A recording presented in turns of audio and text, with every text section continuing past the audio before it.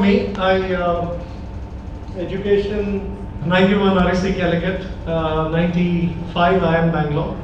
Worked for one startup in between called Computer Garage. Then worked for HCL for practically all my corporate career. So HCL, I was one of the early employees of HCL. So I had out for possibly 80 or somewhere there, first 100 employees. So there were a bunch of folks from IANS which were picked up by HCL who lead the business development and internationalizing efforts. 36 people in fact were hired by HCL. 35 people went to US and I went to Asia. So I started HCL in multiple countries in Asia.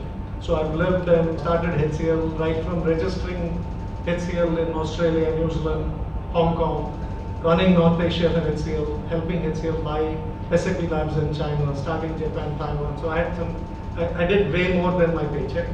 So I did not operate like a sales guy or a country manager. I took decisions, whatever, almost like an entrepreneur. HCL was very different in those days. Today, of course, it's too big. You can't possibly do the kind of opportunity I had. But it was a fascinating time. So Vinculum as a company, again, in my entrepreneurial journey, initially we started as a services company days when the ecosystem was not there. So started in 2008, timed it perfectly with Lehman. So we had 100 people and all their customers evaporated overnight. But survived. I'm still here. So I think the services company we exited. Again, that's a different story. I don't think I can cover all that today, but that happened over a period of time. But services company is called Entrepreneurial now. So we exited. It was part of Vinculum originally. We separated it and then exited that space. In Vinculum, primarily we're an omni-channel SaaS company. So what that means, I'll spend a minute explaining. Okay, I don't think that will tell much, but let's say you take a Skechers, okay? A Skechers, think of us in a way like the Make My Trip for e-commerce. So we pull orders from all sales channels and fulfill from anywhere. Okay? We don't actually do the transaction of the ticket like Make My Trip, but let's say I'm a Skechers. I can sell on my website. I can sell on marketplaces. I can sell through my stores. I can sell through franchisees and distributors. So these are all, and through social channels. These are all the sales channels. So what we do is kind of build a market in a box. We integrate to all these different products which power the sales channels. So we integrate into marketplaces, integrate into web stores, integrate into logistics companies and last mile delivery companies, and into social channels. So what that does is we are in a position to orchestrate, pull all the orders from web store platforms like Shopify, Magento, Salesforce, Commerce Cloud, etc.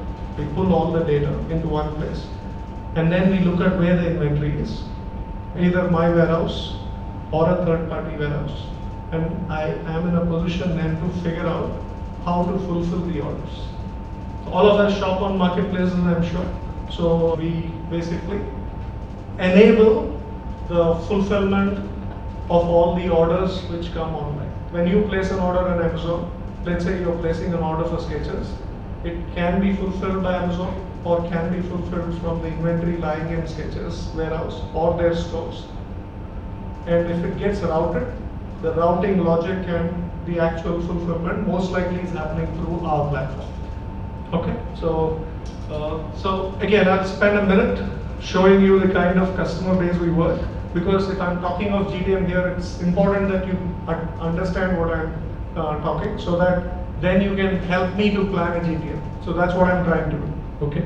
So if you look at these guys, these are all household brands, right? So I was taking the help of the example of Skechers, but we are a horizontal platform, as you can see. So we work with practically everybody in the mall. So anybody you see in a mall is a customer. So it is agnostic, apparels, shoes, t-shirts, watches, glasses, and it could be household products, it could be FMCG goods. So the whole variety of stuff here, okay. So these are all household brands. These are all internet first brands. Internet first brands as in people who have come up in the last 5 years. Okay, so people who are digitally born. So typically these guys sell more through stores, maybe 5% online, even though the volumes are big. And the guys in the middle are folks who sell primarily 70% through their website and 20% through marketplaces and maybe 10% offline. Only the big ones. And then you've got the ecosystem guys. So the first bunch is all marketplaces. The second one, if you use quick commerce, guys like Instamart, Zepto, Dunzo. Brand aggregators like Goat, MyGlam, Mensa, etc. Retailers, logistics companies, and some distributors. So obviously, we are already present. Doing a GTM for us is easy because we know what the ICP is, and from there we go. But the problem statement doesn't change. If we are, let's look at the elements. We'll keep going back to that and then figuring out how to do a strategy. Maybe we figure out how to build a strategy for Middle East. The US expert is here anyway, so I'll make a step. But maybe we'll do Middle East, okay? So that it's then we can correlate and see how to do it. So questions? Again, all of this is there in Google and ChatGPT, so nothing new there. But let's try and make this interesting. Does GTM come before the product, or product comes before the GTM?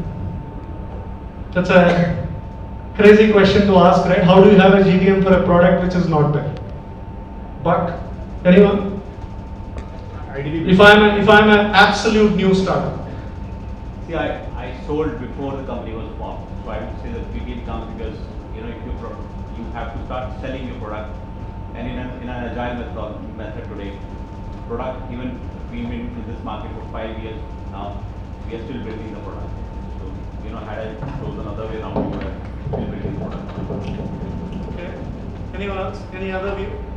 I mean, it's interesting, sir. So obviously, what you're saying is selling is important. Revenues are important. That's what you're saying. Okay. Sure. Yeah, I think one of the aspects of GTM is basically, I think you need inputs from the market to develop the product. Fair enough. You need to know what problem you're solving. Yeah, so and it is always evolving. So the go-to-market actually starts much before your product development. It should start. I'm not talking about product functionality. I assume that you know that there is a problem to solve, and I'm assuming that you know how to solve. Okay. Means or you get some person knowledgeable who can solve. Okay. And see what I think where it gets interesting is let's say I'm a product where I'm not thinking like Jack, where I want to create a community of people who use me, okay, who know the problem I'm solving, and I want endorsers, I want people who use me, and people who recommend my product, okay. So this is one strategy. What happens in this, if you're a product like a Slack, okay, what happens, well, of course Slack is too successful, so that's not the point. What I'm trying to say is, I should think, am I going to launch my product offering as a freemium? Am I going to, what is the problem I'm solving, and who is my customer? I think that question is actually the first step, okay? When we know who is the customer, if my customer is, let's say, tech teams like Slack, what I want is tech teams to actually endorse me. Because if I don't get endorsed, if I'm trying to sell to the tech teams like a normal sale, it's a very long process. But if, let's say, 10,000 guys already start using me, and let's say we have the blessings of somebody like Venkat, what happens is, you basically get the product out and you make it viral, okay, in terms of people using it. I don't know how many of you remember how a Gmail was launched, for example. Okay, but it's too long, it reflects how old I am, but nevertheless, what happens is, it went by invite. Even today, there are many products which go by invite. Okay, so which means they're making more and more influencers to use the product, or more and more communities and friends to use the product. So what that does here is to get the word out. Okay, so there, the GTM really is about how do I launch a freemium product and get a community of people before I can even launch it as a paid version. Okay, If that is the case, I must design a product which actually facilitates that. Otherwise, what happens is I have built a product and I can't do a freemium version for the hell of me. I mean, I can't do it even if I want to, right? Because I built an enterprise product in a particular way which costs money. It's hosted on AWS. It requires 6 weeks to implement or 12 weeks to implement, and there is a cost involved and there is a method involved. So I know the problem, but I don't know the customer. I'm thinking my customer is big, like enterprise guy, let's say a title, or let's say a consulting company. So if I first decide on the customer, or rather if I first decide on the way the product is to be built without knowing who my customer is, then I'm stuck, because I won't be nimble. So I won't go into all these elements, but the product development, design, UI, all of them actually will get aligned to the ideal customer profile. Okay, of course GTM is not one stage, GTM is many stages. But this is the pre-conception stage. At the concept level, I need to know whom I'm selling to and what problem I'm solving. Okay, and if my objective is to sell to a tech team, or if I want to sell to certain bunch of people, let's say Giant runs a consulting company plus a product company for legal. If, for example, there is a legal compliance software which he wants 50 people to use or 1,000 people to use even before he starts charging them. Okay, let's say that's what he wanted to do. You would have actually created a method to do it as a freemium mode and asked 100 companies to use it. It could be for HR, it could be for DevOps, it could be for legal, it could be for various aspects. When practically everything that I do in a corporate, I can actually think of how do I launch it. So the product led, which we keep hearing, is extremely critical at the business plan stage. So where the free stops and where the premium starts? If what happens is, actually a lot of times even the founders don't know that, because you get very used to selling it free. So at some stage you'll have to charge based on the value. But the truth is, many of these very interesting products, including Slack, was actually offered free for a good period of 18 months. Of course, they were funded. Okay. Now, otherwise, there can be personal funding too. The design can be in such a way that the cost is not too much. I just had to put it on the cloud, and how much does a Gmail or a Netflix cost, right? You created the base product and you put it online. The rest of it is additional content and other things. So your base product can be free. So that is offered to create your community of first customers. So this is the first part of the story. So the answer is, when it gets adopted, when people are ready to use it, and frankly the customers will call, I mean, you will not believe it, but the customers will want you to be charging a subscription. Because they'll say, buggers, you are adding so much value to me. You will not survive if you don't take money from me, please take money. And it is not an exaggeration, it happens. Okay? So, but you shouldn't get to that. You should have a plan saying that in 9 months, I will hit X number of subscribers. It could be 100,000, it could be 10,000, depending on your product. At that point, I will start charging. And you will lose some customers, maybe 25% of your customers, 30%, 40% may go, but 60% will pay, and that will be good to raise money, round 2 from Penta, for sure. There will be enough revenue for you to get to 2 billion. Again, sorry, I'm just putting your name all the time, but I'm just saying, yeah? So that's the first point I wanted to touch, okay? If I were to put just this cohort to make life easy. So any customer in the mall, right? It's easy to say an ideal customer profile. Anybody wants to say who is my ideal customer? Cohort 1. Cohort 1, big brands with omni-channel presence. So largely brands with distributed retail and warehouse infrastructures. Very simplistically, you're right. The way I see it is even more simple. Any brand who is big enough to be in a mall. Easy to define it. So you can put some revenue towards it. You can put some number of people towards it. It's not a problem. You can then say, okay, this is my ideal customer profile. profile. Actually, Shrey will make this way more granular and interesting. But for me, brass tacks, I am saying any brand in a mall is a prospect. And you know what I tell our lead gen guys? We have an inside sales team. I tell them, take a list of all malls in the country. Look at all the brands that are there in the malls.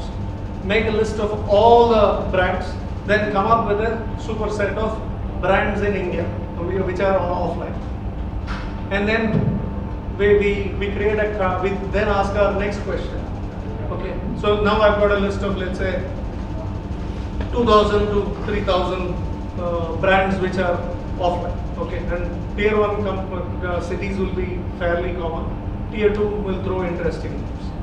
Okay, so here, how does the buyer, what is the buyer profile? Okay, in these companies. So again, I have data, so it's easy for me to define what it is. You'll have to think about who buys. Okay, now who buys your software? Let's say mine is a subscription software. My average ticket size is $2,000 a month. That's actual numbers.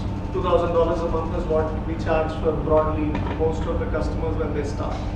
They're going to significantly higher numbers, but the starting point is typically around $2,000. So the contract size over a year is $25,000 to $75,000 for a 3-year period. So you think about from a cost structure, who has the approvals, who is the buyer, what problem are you solving? Okay, now for me, I'm trying to get these brands online, sell on marketplaces, and sell on their web stores. So it cuts across a few departments. So we are talking about e-commerce, and most of these companies will have an e-commerce leader.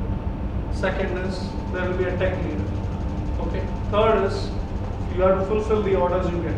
So there will be a logistics leader. These 3 guys, and in some cases the founder or the country manager themselves. Typically these 4 guys are the guys whom we need to do in a sales cycle. And this is a tough sales cycle because it's an enterprise thing, right? So it takes me about 3 months to close it from the initiation. So I've made the list of the customers I'm targeting, and I have made the problem statement that I'm solving. What is the problem statement? These guys don't know, they don't have integrations to all the sales channels. They don't know how to sell, and they have to figure out a method easily where they get a tech in a box so that they are able to plug the box and start selling. Okay. Then Manish, Sanjay, sorry Sanjay. So Sanjay, somebody like Sanjay will tell the brand, hey, I'll create A+ content for you in the best automated way, and help them to create the content. And we will come and saying that, hey, that content can be pushed into any sales channel, and you manage your orders inventory and fulfill. So leaving that's the use case anyway. So I will then create a content first in terms of how do I reach these guys. So the marketing guys will identify the customer profile. They'll identify the buying process, and they'll say, okay, I have to reach these people. I have to create content which tells them how to make their life easy. Okay. Now, so you will. If I were to, will this be a blind email? Will this be a cold call? What do you think? What should be the right way? Maybe 20 years later when I started sales, cold call was the best. I used to keep a list of companies. I used to keep the CIO's name. I used to call 1, 2, 3, 4, 5, 6, 20 times a day, 30 times a day. I didn't care about who used to shut the door. I had no trouble with that. But it's not easy, right? And who likes cold calls today? Possibly very few people. So what would you do? If you want to help, you can help, okay? You're part of the audience. Yeah. So, what would you do? I think this, like you said, identifying the champion, figuring out what channel he's having conversations about, figuring out where he's most vocal about his pain, and if we can identify what that channel is, and if we can be present on that channel, like if it's a, like we see cybersecurity folks talk a lot about their research and pain on Reddit, and that's a channel you're present. Or if it's someone like you guys, you know that these guys are part of a lot of trade shows that they're consistently part of to solve these kind of problems. So you're present. So different channels for different buyers. Of course, there's no one answer there, obviously. So there are many things he touched. So first thing is, let's say I take one example. There is a brand called Fossil, which I think many of us are familiar. Fossil came to us, or we knew that their problem statement was the content used to take 2-3 months to publish on the marketplace. They used to keep changing the images and attributes the way the marketplace wants it. Every marketplace had content requirements which were different. Some wanted a 3x4 size photo, some wanted a 2x3 size photo. I'm sure Sanjay can solve a lot of this very easily. But what we did was to create a tool which essentially lets you create content once and push it into any channel, any marketplace. So which we gave it to Fossil. And Fossil essentially now uploads it to 30 marketplaces overnight. Okay, but that's the end story. So when we first communicated to Fossil, we said, hey guys, we can bring down your time by 95%. So why don't you work with us to solve your content publishing problem? Okay, well, not the content creation, but the content publishing. So they wanted to go Japan to New Zealand, 30 marketplaces by having content which can easily get transformed on the fly. Okay, so now so I would actually use that as my use case, saying, can you launch your fashion catalog in 4 hours? And that could be put on social media, could be put on Reddit, could be put on LinkedIn, could be put 101 different ways to communicate. And also I might write a white paper on that and ask a Gartner to publish it. I might conduct a small chai session with samosas where we talk about how do we save 99% of your time. So this is a multi-pronged attack. I don't know, I'm an old school sales guy here. I would pick multiple ways to do this. Okay, so one is socially, I'll push it. I'll push emails which talk only about this. I will create white papers on this, and I know which customers. Everybody like Fossil. So there are 1,000 brands globally. Put all 1,000 brands. All of them I'll boringly send the same campaign, and I'll figure out how many of them are responding. So of course there are tools here. Again, there are better experts than me to talk about it. There are tools which will say how many emails were opened, how many people are actually interested. Have a call to action. Make sure there's a call to action. Make sure your things are clickable. Some basics. Don't send an email which can't be clicked. So there's no point. It's not about feeling happy. So then get that back. Once you get it back, you will get a very good funnel of opportunities saying, hey, same problem. Frankly, they've solved one problem.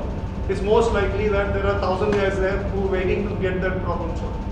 So you also touch upon how much of money you save, how much of time you save, what are the problems you save, and make sure you're getting a list of course, sorry, I've gone too fast. First step is you'll find the company. Second step is you'll find the customer who is facing the problem.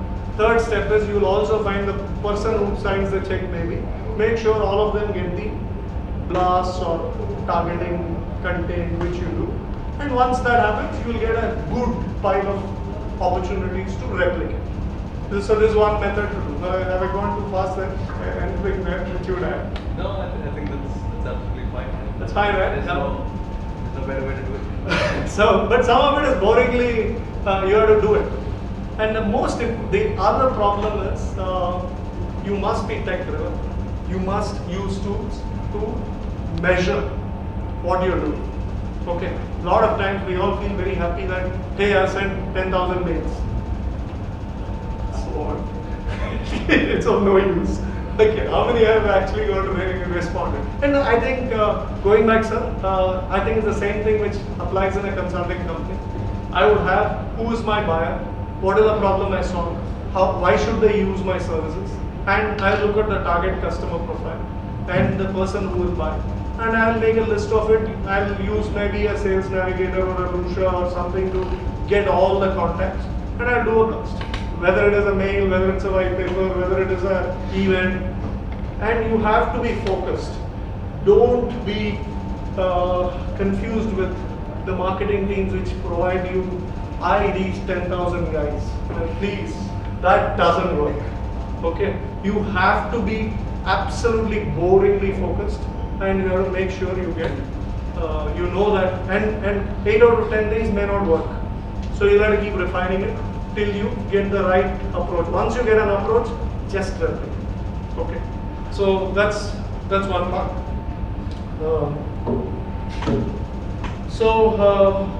This of course I was talking from a going international kind of thing, but let's go back here.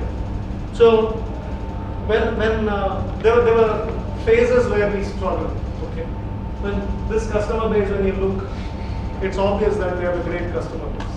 Okay, but it was not like this all the time. Sometimes you get lucky. How do you get lucky? And don't even beat me for this. You get lucky by having a pandemic like COVID. So what I mean by that is everybody wants to sell online, everybody wants to sit home and sell. So that helped us. So that whole thing on the left, I think everybody is after pandemic.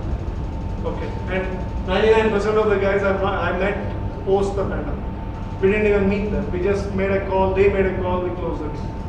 We did a demo and closed. But there was razor sharp communication going on. They're saying, guys, don't sit with your offline stores. You can't sell. Come online. Within 5 days, you're going to be online. And we reached everybody in the market. So without an exception. So we were all working 16 to 18 hours a day from March 20 to, let's say, July 20 to August, maybe even till December 20. And we had lot of stories where we got screwed on services exit because somebody used a force measure and walked away from 11 million deal. So my funding was gone. I was sitting on no money. My investors are great, Axel and Ivy, but they were sitting on their own trouble. So they were also not funding me because the fund which invested me was closed. So I was 11 million short on my business plan. And we were all working 16, 18 hours. Don't ask me about how we did it, that's a different story. But we did it. We managed to keep the team, we managed to make sure that we went ballistic on targeting the customer and razor sharp communication. So leads were coming left, right, center, and we were doing demos, we were closing deals. We had a lot of business in Southeast Asia. Unfortunately, we had to slow down that. We focused on India more. We doubled down all the things on India because people were home. People were in India. We had traveled. There were 6 guys who traveled from Southeast Asia, couldn't go back. So we said, okay, no worries. And I had my son. I didn't eat for 590 days. For some reason, there were different issues there. So he was stuck in Singapore. But anyway, then long story short. This, what was I saying? So, communication, going back to ICP, going back to buyer profile, communication. So, I think you get those right, you'll basically be able to generate a good pipeline. Now, of course, inbound versus outbound. So, when you do a campaign with a call to action, so obviously you'll get inbounds based on that. And you'll have to be there, whether it is trade, from a B2B software perspective, there will be trade associations. Make sure the trade associations know you. Okay, there will be government bodies, make sure they know you. There will be, in India it's coming. In Singapore, for example, if you are a software which is pre-approved, you actually get, companies get paid to buy your software. Not many people know this, okay. But it is not small money I'm talking. Companies get paid $100,000 as a grant, so that they can buy your software and implement it. Why? Because productivity improves, compliance is improved, compliance is part of it, you actually can get into it. So, of course it helps if you're a Singapore company, but it doesn't have to be. I'm not a Singapore company, I got into some of those cohorts. We signed some 50 customers based on that cohort, saying that it will help you to survive the pandemic. They got credits, we sold to them. Okay, so that's the other mechanism, be aware, read. Figure out your target market and read what are the opportunities available. So if you don't know what is there, then obviously you can't sell. The classic company here which grew by this method is Manthan. I don't know if you know Manthan, an analytics company which is into predictive analytics. It's a Series C company, Series D maybe E, I don't know. So but they raised 100 million plus in funding. But these guys sold to every Singapore corporate using this model for analytics. So when I say every, maybe 100 companies in Singapore itself, and each of them paying 4K per month. Not a bad 5 million ARR from one market where the government pays you the money, and not even your government. So that helped them to crack Southeast Asia basically. So it's as simple as that, okay? And no one knows it. I knew it because I knew Manthan. And it was too late when I put what I was doing. And I got some business, but the cream was already gone with somebody else. Okay, and Manthan at least is a Singapore company. I am not. I still got into cohorts. Okay, we did get $1 million from it. So which is not bad. Where my effort is minimal. If I go back, I think in this there's not too much I can say except that you also need to study competition. You also need to identify the spots where you can differentiate, and you'll have to focus on those spots. Means the problems you solve, the differentiators you have, the right pricing, and then of course it's all about making sure you follow up and close. That's the other problem. At least in the older companies, follow-ups are not great. So I don't know how it is possibly younger companies. So I think younger people are better. But nevertheless, it is true. Salespeople are notoriously bad in follow-ups. So have a mechanism to track it. So make sure you have a CRM tool. Don't do it without that. And not just that, sales strategy itself, there are 6 or 7 tools which need to be implemented. So please do it. And if you don't know, get some good consultant who can help you. I'm sure I can use you for some things. So that's something which helps. So let's go back here. I wanted to touch on 2 other things. Time-wise, sir? We have another 10 minutes? Okay. So see, I knew the customer who is buying. We knew the buyer profile. We were campaigning. We were doing all the stuff I spoke. We were in the Gartner Magic Quadrant. We had a list of analysts who cover the space where we were in. So we used to reach out to them and brief them without paying any money to Gartner. And the analysts love it because they don't know what's happening frankly. They need you to tell. And if somebody is briefing them, they'll love you. And if you can do groundwork and say who's the competition and what is the spaces, what's happening in the industry, they absolutely love you. So they will actually call you and say, hey Venkat, can we have a session with you next quarter? So I got into a quarterly briefing to analysts on an auto mode. Okay, so because the 7-8 analysts I was briefing anyway, and at least there was one guy called Tom who was a global leader in Gartner who absolutely liked what he was hearing. He made sure the other analysts said, hey, you can talk to him, your time is not wasted. So that basically was viral marketing which happened within Gartner. So Gartner guys used to ping me.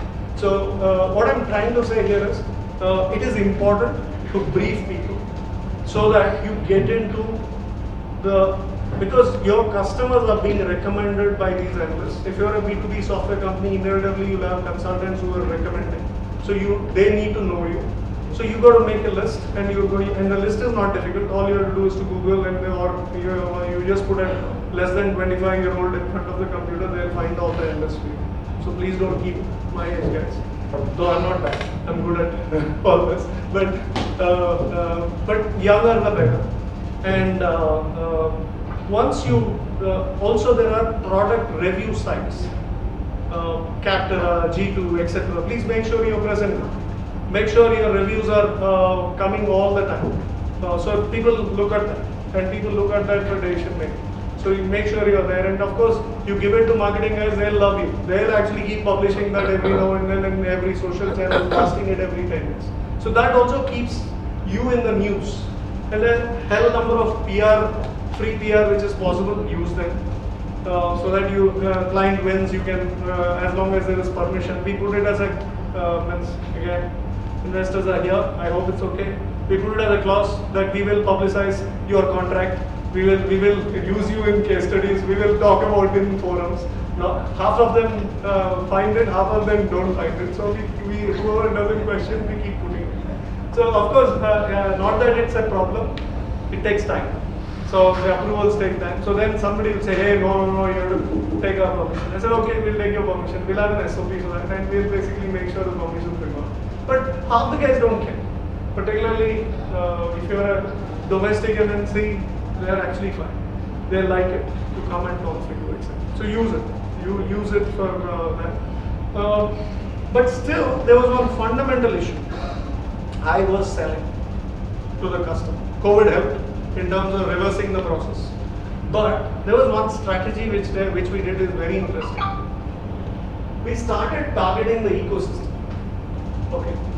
Now, why this is interesting is, let's say Nykaa. Nykaa is a marketplace, and there is no product out there which actually does the onboarding of customer, the order orchestration and fulfillment. Okay, so we were doing 80% of what Nykaa wanted to start a marketplace. And when Nykaa was starting, they didn't know whether it was inventory led or whether it was online pure marketplace led or whether it's a hybrid. You see, they have stores, they have inventory models, and they also have pure e-commerce models. So they needed a system where they could fail fast. They didn't want to build a system themselves, and they did not want to buy a 2 million software or a 3 million software from US.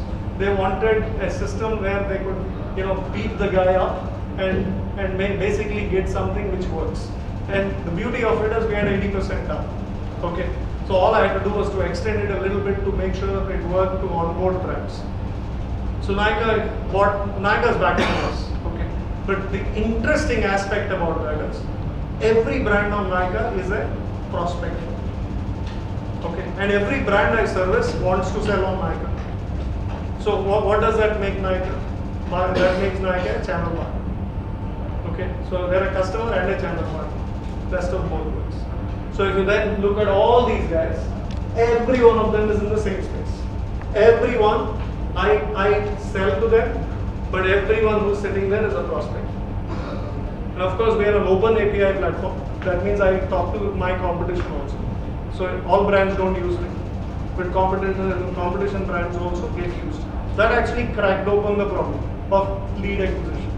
Because on one side I was doing all the nice things to get customers, but here Amazon, Nykaa, Purple, Tigerline, each of these guys, Smitten, today Shopper Stop, Bitcoin, each of them will come to me, hey Venkat, you got 120 brands, when are you bringing them into our marketplace?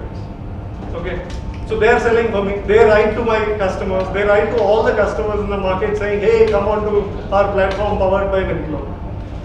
So thank you, you're a sales guy, I'm not paying you commission also, right? So what this is you're creating the network. Think of how you can create the ecosystem. When you create an ecosystem, the volume will grow. There's nothing, nobody can stop it. Okay, so whether it is a marketplace, whether it is a quick commerce company, whether it's a logistics guy, whether it is a distributor, every one of them is servicing brands, which is my primary target. So indirectly, I started working with the brands, and also I started getting to know people. So then we basically finalized saying, we do the market in the box, we sell to the brands, and we sell to the ecosystem. We identify who is our ideal channel partner. Now this is one channel partner. Who else can be my channel partners based on this? What do you think? I integrate to front-end platforms, I integrate to POS systems, I integrate to ERP, I integrate to marketplaces and logistics companies. Who do you think will be my ideal partner from a channel perspective? If I'm entering, now we are coming to Middle East, I'm sorry, we are coming to the fag end, but 3 minutes we'll have the strategy. We do the marketplace, we have created the market in a box. Let's say all integrations are done, the product is ready. Who will sell my product? Well, I'll do my campaigns, I'll do my outbound, but channels, interestingly for B2B software, if you take Salesforce, 60% of their business is resellers. 60%. And Salesforce is, I don't know, how many billion? I lost the count of the number of $1 billion which they have in terms of revenue. 60% of the business is sold by others. It's an ecosystem player. It doesn't matter what they do. They don't have to be the best product in the market. They won't worry about competition. That's not true. But I'm saying their business is very strong. If you can get the right channel partners, you solve the next part of the puzzle. See, once there is a product market fit, it's all about distribution. Distribution is all that matters. So here I've created a network and the ecosystem. Now, anyone wants to take a shot, who will be my ideal partners? It's very easy. It's there in the slide. Anyone? Let's say front-end platform, sir. Shopify, BigCommerce. Boss companies. You're right. Shopify, BigCommerce, Salesforce, right? So The POS companies, POS companies. They're all the brands. So you're right. So it may not be the same POS company in every country. I'll have to identify which POS companies are strong in Middle East, which financial companies are strong in Middle East, and I'll have to look at what is the front end platform which is popular in Middle East, and then I look at who implements that front end platform. So all the digital agencies are obviously my target. If I have Shopify, I'll look at Shopify implementers. If I look at Salesforce, I look at Salesforce implementers. Salesforce implementers are Bond Group with whom we work closely, Merkle, an agency with whom we work closely, Litmus and we work closely. They bring the leads to me.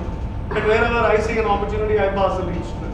So what that does is there's always a steady flow of opportunities. Now the second guy, like you said very rightly, sir, what's your name, sir?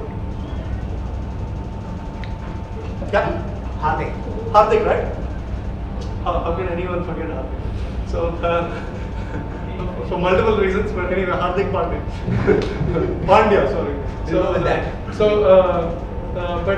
Hardik said POS. So, typically, if I look at India, there are 3 POS companies. Logic, there is somebody called Wondersoft, there is somebody called, anyway, names are irrelevant, there are 4 or 5 players, all regional.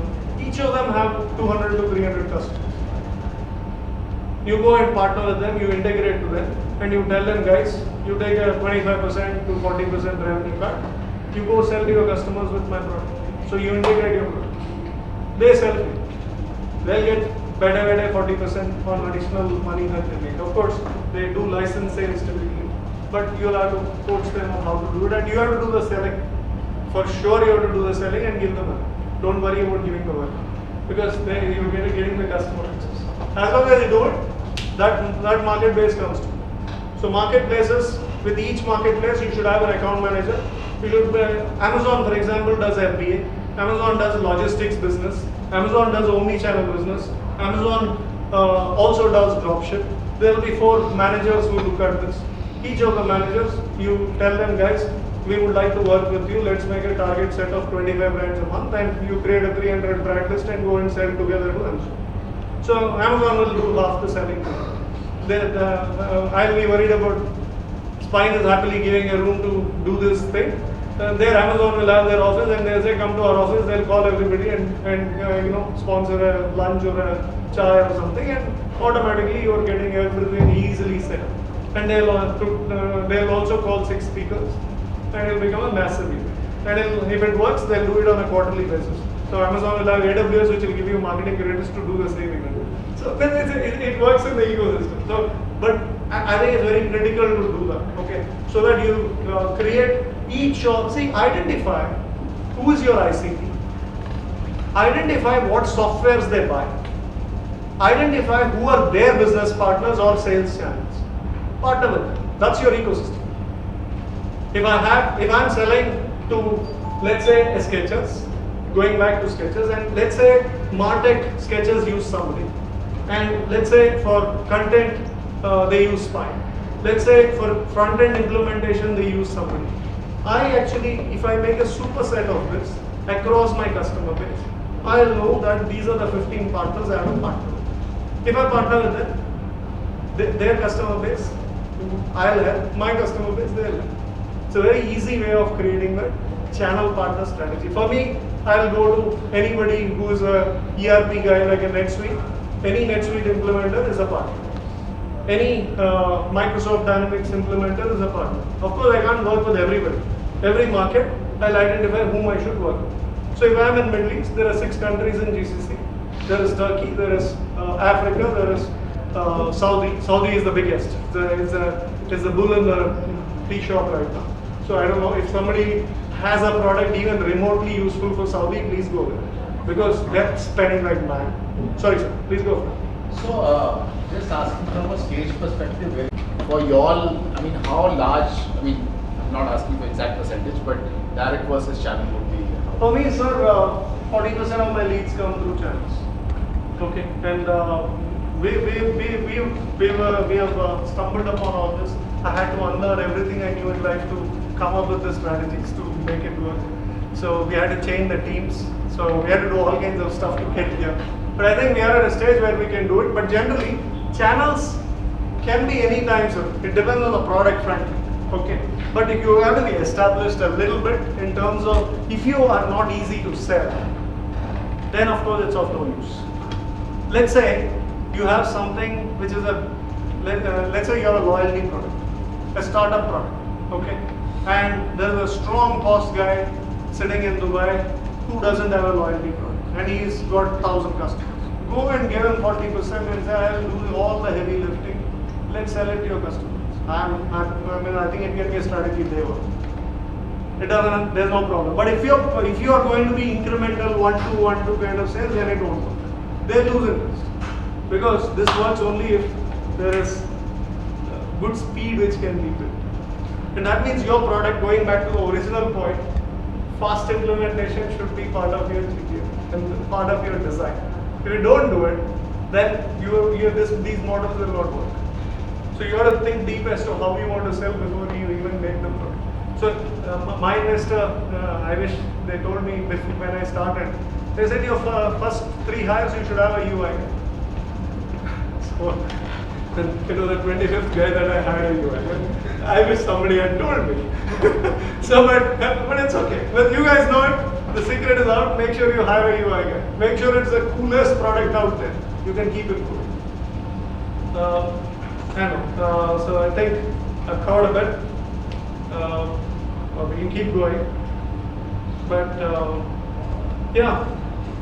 So front end implementers, logistics companies, trade bodies, resellers, all those are your partners. It's very easy to put a GTM with these elements put in place. I think I'll stop. Any questions with me? So you mentioned about different stakeholders when reaching out. Correct. So do you reach out to like all the people, recommended reaching out to all of them at the same time duration? But if I reach out It will to be one, separate campaigns. It won't be the same campaign. but like during the If same, there is a Venn diagram which appeals to all of them, that's okay. But usually it won't. So you will have to think about how do I reach the guy, what is the pain point, and how do I see. Look, you have to be transparent. He goes to every constituency and tells what the guy wants to do. Fair, right? Absolutely. You have to lie, prove your not lie. I'm saying you have to absolutely make sure the guy hears what he wants to do. And that's very important. Let's take a case where you want to enter US, Sure. right? And you don't have any presence there, Sure. and you are still in early startup. Sure. Right? So, what would you recommend? I mean, Absolutely, just hire Shrek. Finished. No, I don't know him. This is the first time and I've not even said hello to him. Okay, but yeah. Yeah, I mean, so we are even thinking of just going there and selling it to our ICP. So what I would do, sir, is you already have customers Yeah, in India. in India. Yeah. You'll ask the customers. First thing is the problem statement that you're solving. Is that something which is applicable in US? And you will find your customers are also well traveled typically, and they'll also have connections. You get about 10, 12 people to talk to. Find out if the problem is the same. For me, for example, I'll tell you a very simple thing. With all these customers I have, my warehousing product actually takes 3 screens for completing a process. Okay, in US, if I launch that product in the same way, what it means is it will take more time for the process to be completed for the guy in the warehouse. In India, there are 3 people who do the fulfillment. In US, it will be 1 guy who will do all those 3 processes. That means if I don't have it in a single screen with all the buttons in the same screen, I actually won't succeed. Even if they love my product. The guy at the warehouse will say, bloody hell, this is too painful a system. So I'll have to redesign the product. The use case may still apply. I might still be able to sell, but I need to solve the product design first and go to the market with a very clear understanding that this is solved. Then it'll work.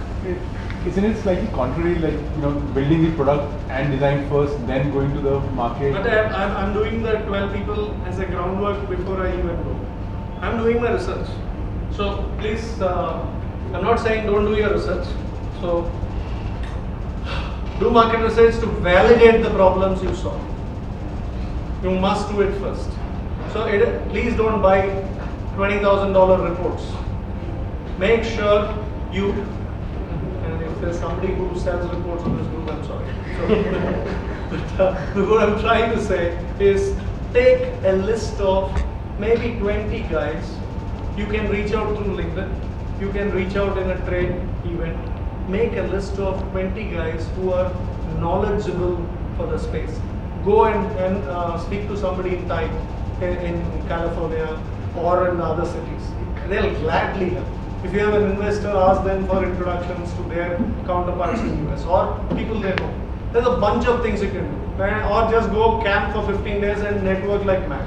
In the target space, of course. Don't just go to bar and drink. Okay. So I do that a lot of, but that's not going to solve your problem. Startups don't have the luxury. So, but if you can speak to 20 people and you're validating the issue, then if you're still not sure, run free programs.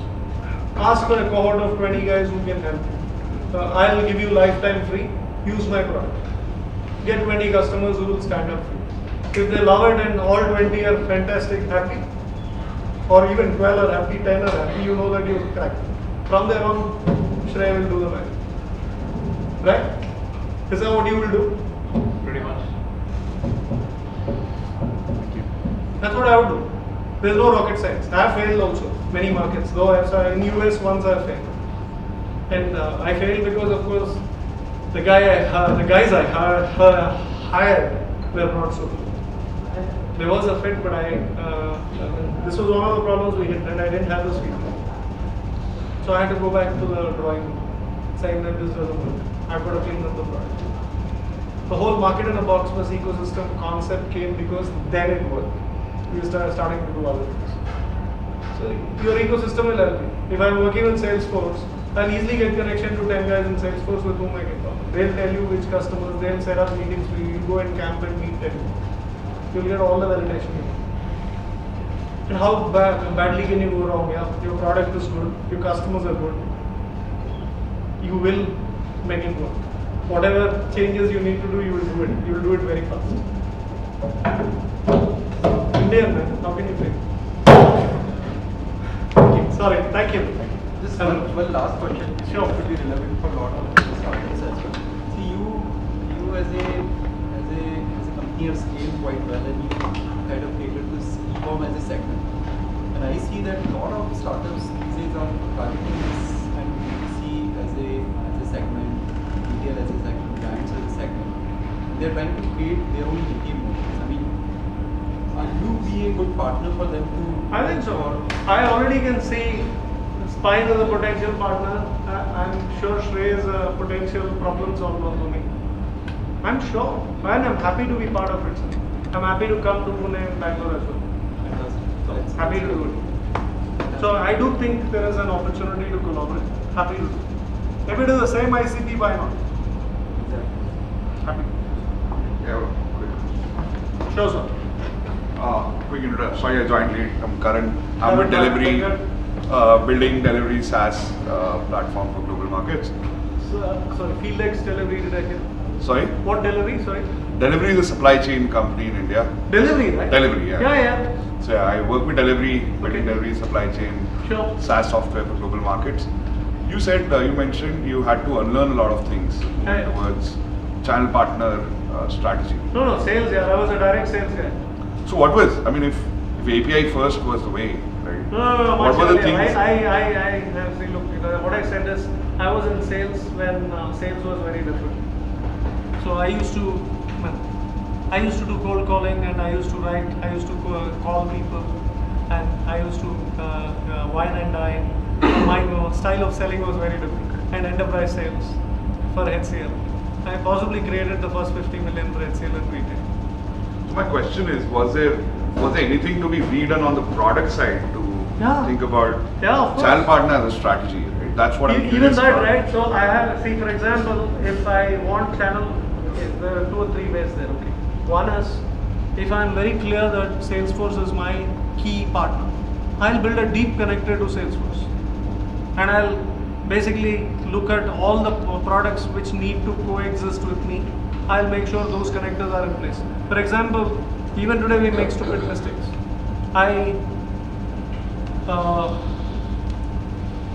My marketing team liked Freshworks as a UI. It's very nice. So they replace Salesforce with Freshworks. Okay, great. We put the data in. It gives me reasonable reports. But it doesn't talk to any other product I want. It doesn't talk to charge me. Same team actually, but it doesn't talk. It doesn't talk to RevOps. I had a list of 7 products which I wanted, it doesn't talk to anybody. So I told the Freshworks, you either get this ready in 3 months or I'm going to HubSpot, I'm done. But mistakes like that happen. Of course, it's a part of your strategy. So these are the channel partners for ecosystem, right? So you got to coexist. Delivery doesn't do too much of software sales. I know delivery quite intimately. So with Kapil, I've been telling that we should take your products international. Yeah, we're about to launch a GTM. So. I'm intimately aware. Great, thanks. Thanks, sir. Sorry, I over.